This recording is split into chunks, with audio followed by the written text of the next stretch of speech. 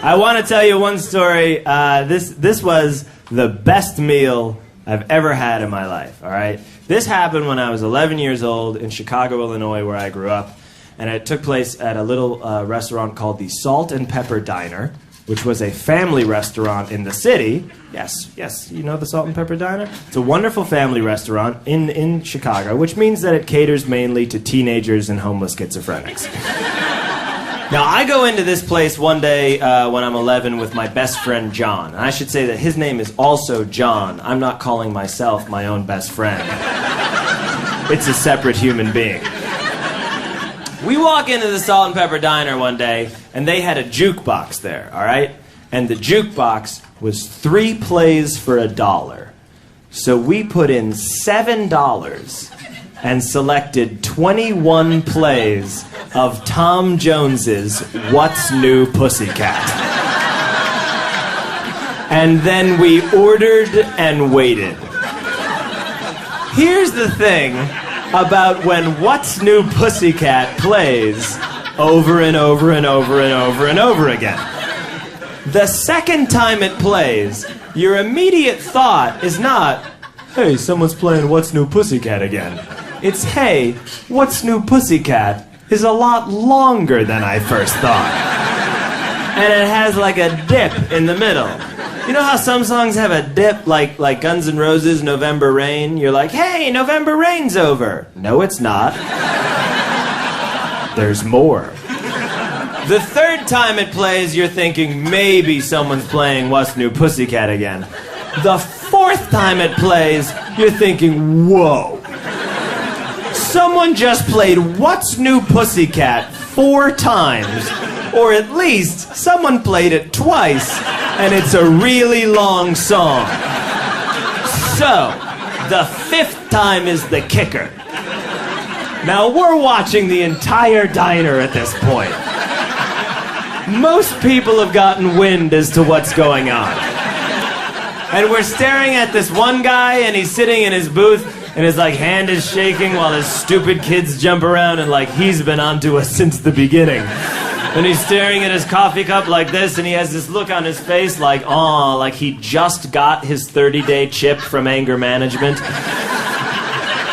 And he's staring like this, and the 4th play fades out. It's dead quiet.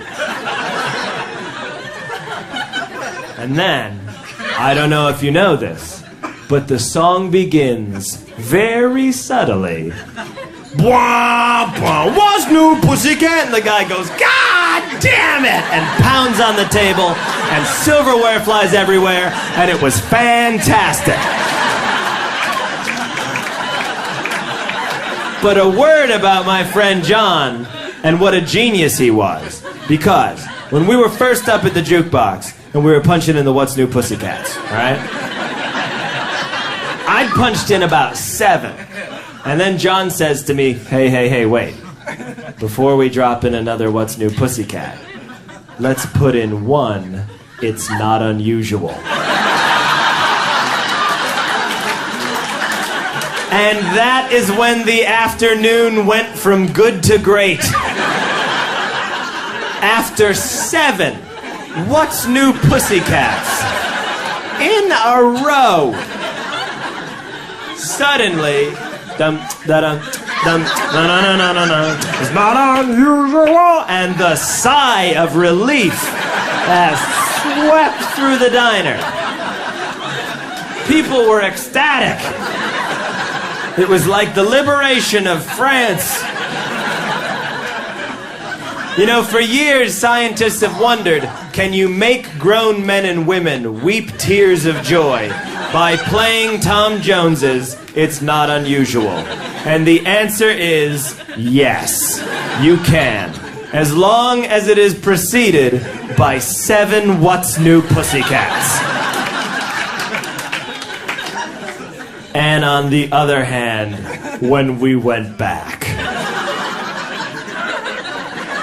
holy shit.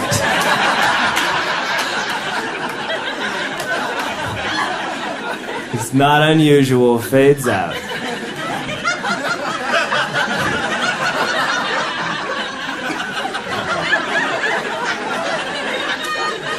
It's dead quiet. What's new, pussycat? People went fucking insane. No one could handle it. No one could handle it.